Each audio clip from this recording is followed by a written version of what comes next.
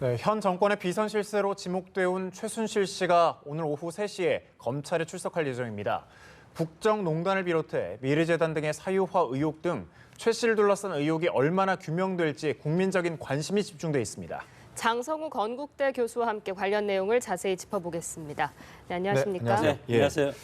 먼저 국회 정치권 분위기 살펴보겠습니다. 조금 전 이제 국회에서 국회의장과 여야 원내대표들이 국정 정상화 방안을 위해서 논의를 하는 자리가 있었는데 10분 만에 헤어졌습니다. 이 회동 파행한 이유를 어떻게 보십니까?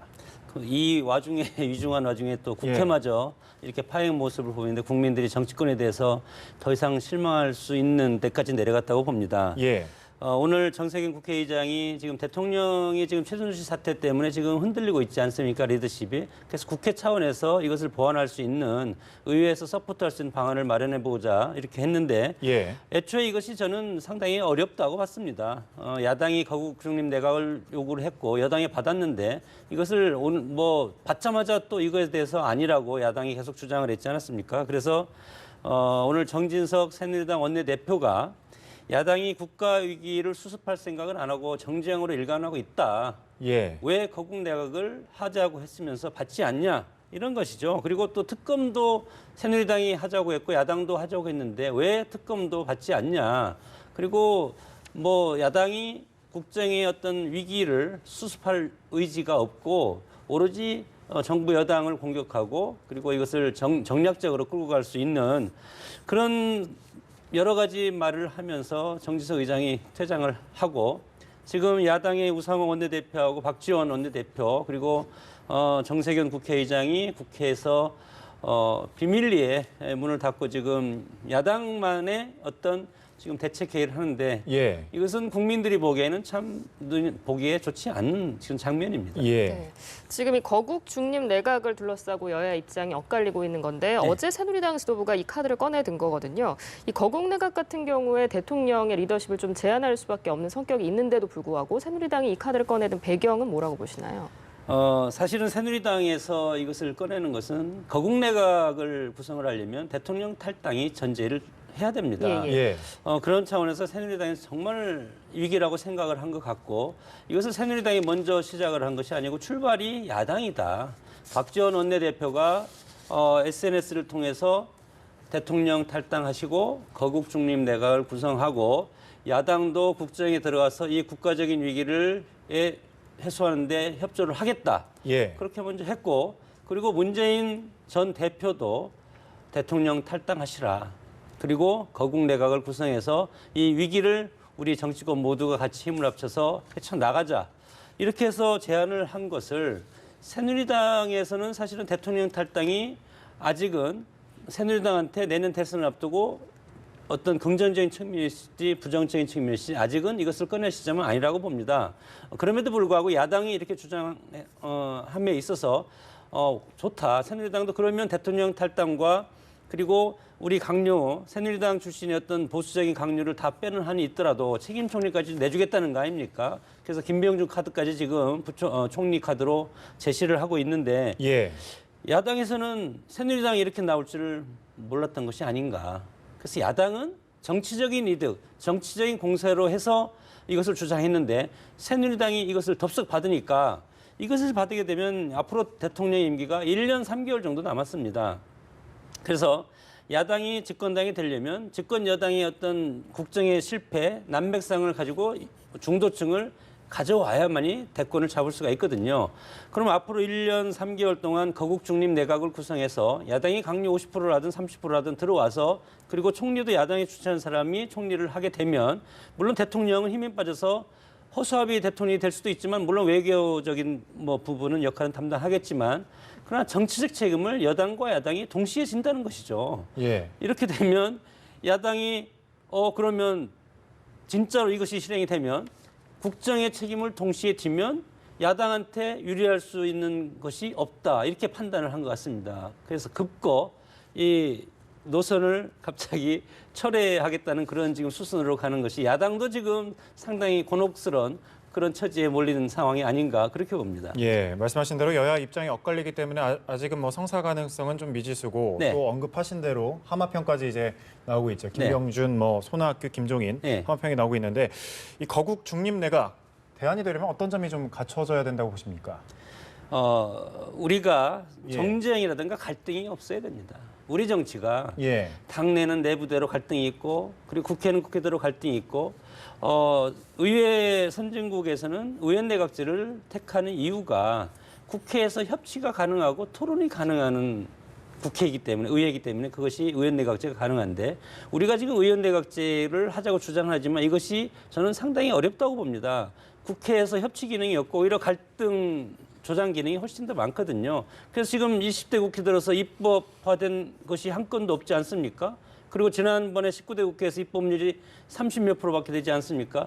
이런 상황에서 거국중립 내각을 한다는 것은 국회 정권 그러니까 내각을 여당과 야당이 50대 50으로 하던 이렇게 해서 하겠다는 건데 이것이 저는 성공할 수가 없다. 국회도 갈등이고 내년 대선을 앞두고 당도 지금 대권 주자를 앞두고 서로 치열하게 지금 갈등을 하지 않겠습니까? 그러면 내각마저 갈등하면 우리 국가가 어디로 갈 것인가? 사공이 많으면 배가 산으로 가는데 예. 국정의 컨트롤마저 지금 흔들리고 있는 이 시점에서 내각까지 흔들리면 국민들은 누구를 보고 살아야 될 것인가? 과거에 역사가 말해줍니다.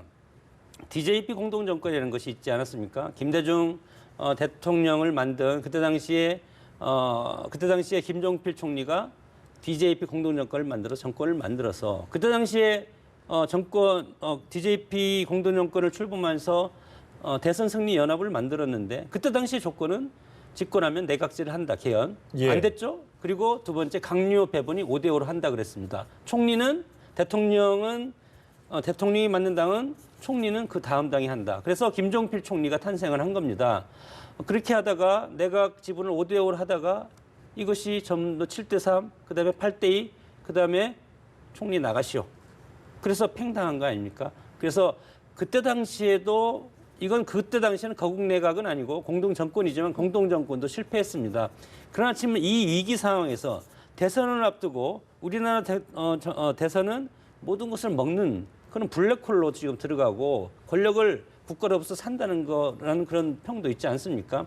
이런 상황에서 대선을 앞두고 내각도 여당과 야당이 5대로 가면 예를 들어서 외교 문제는 뭐 차치하더라도 복지 문제라든가 이런 걸 가지고 보수적인 색채와 진보적인 색채가 서로 합의가 되겠습니까? 이런 차원을 봤을 때는 거국 내각을 운영하는 것은 상당히 어려운 시도고 이것이 실패할 가능성이 있고 이 실패의 책임이 정치권 공동으로 갈 수밖에 없고 여기에 참여 야당한테도 일정 부분 책임이 있기 때문에 야당이 지금 이것에 참여하기를 주저하고 있는 것이 아닌가 이렇게 봅니다. 네, 거국 중립 내각을 운영하면 국정 운영의 동력이 떨어질 수 있다 이런 지적을 해주셨고요. 청와대 인사 개편 이야기로 넘어가 보겠습니다. 네. 문고리 3인방이 모두 이제 물러났는데 이들이 아무래도 박근혜 대통령을 18년간 지근거리에서 보좌했던 인물이기 때문에 이들이 물러났다는 것이 어떤 상징성이 있지 않겠습니까? 그렇죠. 대통령 입장에서는 자신의 팔다리를 지금 잘라낸 거 아닙니까? 그것은 대통령이 국민들이 요구하는 것을 저는 인적 쇄신 카드로 답변을 했다고 봐야 된다고 이제 해석이 되는데 예. 특히 이재만 총무비서관과 정호성 부속비서관, 안봉근 국정홍보비서관, 물론 안봉근 정호성 부속비서관은 지금은 출국 금지돼서 검찰 조사를 받아야 되지 않겠습니까?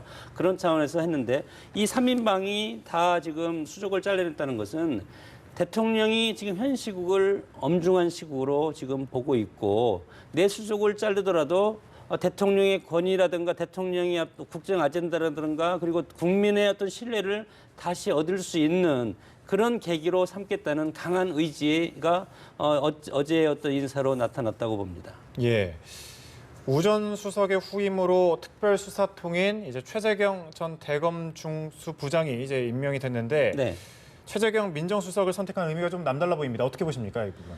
지금 최순실 씨가 예. 오늘 오후 3시에 검찰 출두하고 수사 국면으로 들어가지 않습니까? 예. 지금까지는 언론을 중심해서 이제 거의가 다 이제 의혹이죠, 의혹인데 이것을 검찰 수사를 통해서 팩트를 확인해서 의혹을 실체적인 진실로 바꿔야 되는 것이 이제 검찰 수사인데 예. 이렇게 봤을 때 우병우 민정수석도 상당히 지금 야당이 그동안 교체를 요구해온 그리고 지금 수사팀도 발족이 돼서 지금 수사를 하고 있는 시점이기 때문에 우병우 수석을 교체하는 것은 두 가지 측면이죠. 하나는 그동안 의혹의 중심에 섰던 우병우 수석을 교체하는 의미도 있고, 두 번째는 앞으로 전개될 어떤 수사 국면, 이거에 대해서 최재경 민정수석을 이렇게 발탁을 한 것은 검찰 출신이고 전 인천지검장도 했고 대검 중수부장을 하면서 수사의 모든 어떤 영역을 이렇게 보면 관통하고 있는 수사의 어떤 베테랑 아니겠습니까? 그리고 과거에 검찰총장이라는 그런 하반평도 몇 번 올라온 이런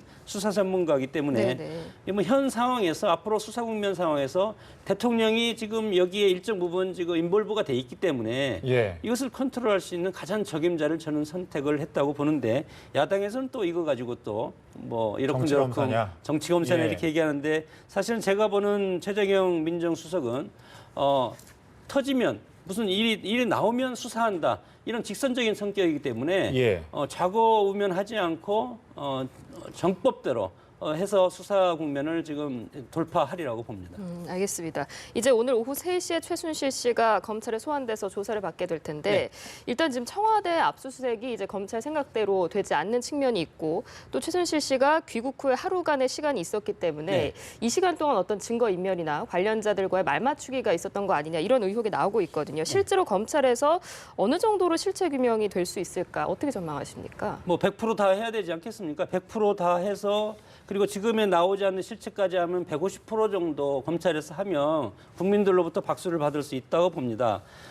이 사건의 몸통은 최순실 씨인데 최순실 몸통이 이미 들어와서 3시에 이제 출두를 하고, 그 전에 고영태, 이승환 전 미르 사무총장을 2박 3일, 그리고 또 병원에 갔다 와 또 수사를, 고영태 씨는 추가 수사를 해서, 그리고 이제 한 명 남은 게 차은택 이제 전 CF 감독이죠. 뭐 문학의 황태자라고 하는 이분이 아직 중국에서 들어오지 않고 있는데, 검찰의 판단은 지금 정치권에다 국민들이 최순실을 빨리 검찰 포트라인에 세우라는 거다. 그래서 제 개인적인 생각은 차은택 씨를 조사하고 해도 늦지 않다고 보는데, 뭐 어제 하루 좀 말미를 달라고 시차 적응도 있고 몸도 안 좋고 해서 했는데, 그것을 또 그 사이에 또 짜맞추기 한다, 야당은 그렇게 공개하고 있기 때문에 오늘 검찰 출두가 이제 결정이 된 것 같은데, 저는 이미 고영태, 이승환 전 미르 사무총장을 통해서 전반적인 사태의 팩트는 거의 다 나왔다고 봅니다. 그래서 오늘 이제 수사가 이제 전개가 되는데, 이렇게 봤을 때 최순실 씨를 통해서 오늘 이제 확인 작업을 걸치고 바로 이제 거기에서 구속영장이 청구되지 않을까, 이렇게 봅니다. 네, 이미 어느 정도 나왔기 때문에 그냥 진척이 될 것이다, 이런 말씀이신데 그 최 씨의 입이 아무래도 좀 많은 주목을 받고 있지 않습니까? 이번에 어떤 이야기를 하느냐에 따라서 정치권이 지금 계속해서 촉각을 곤두세우고 있는데, 새로운 뭐 정치 스캔들로 발전할 가능성은 없을까요? 이번 통해서, 조사를 통해서. 그건 이제 검찰이 밝혀내야 될 문제고 아무도 예측할 수가 없지 않겠습니까? 일단 지금 뭐 여러 가지 드러난 의혹이 한 4가지 정도 되는데, 그 미르 K스포츠 재단의 불법 모금 의혹이 있고요. 그리고 여기에 대한 자금 횡령과 유용, 이런 것들도 있고, 그리고 대통령 연설문 홍보물 등 이것은 이제 외부적으로 유출해서 받아봤다는 국정농단이죠.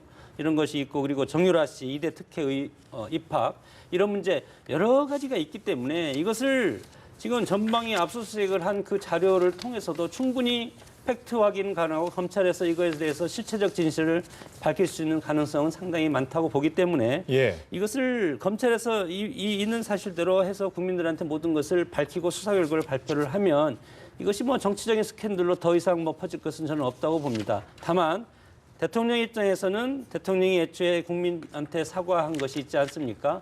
최순실 씨에게 연설문에 대해서 조언을 구했다, 이런 부분이 있기 때문에 대통령의 이런 멘트에 대해서 검찰이 수사력을 통해서 뒷받침을 해서 이거에 대해서만은 확실한 팩트와 전후 관계를 검찰이 밝혀줘서 국민적 의혹을 해소할 필요는 있다고 봅니다. 나머지는 개인적인 비리와 의혹이기 때문에 이것은 사법적인 처벌을 하면 그것으로서 저는 해소될 수 있는 가능성이 크다, 그렇게 봅니다. 네, 오늘 오후 3시에 최순실 씨가 검찰에 소환돼서 조사를 받게 되니까 조사를 좀 더 지켜봐야 할 것 같습니다. 지금까지 장성우 건국대 교수였습니다. 감사합니다. 고맙습니다.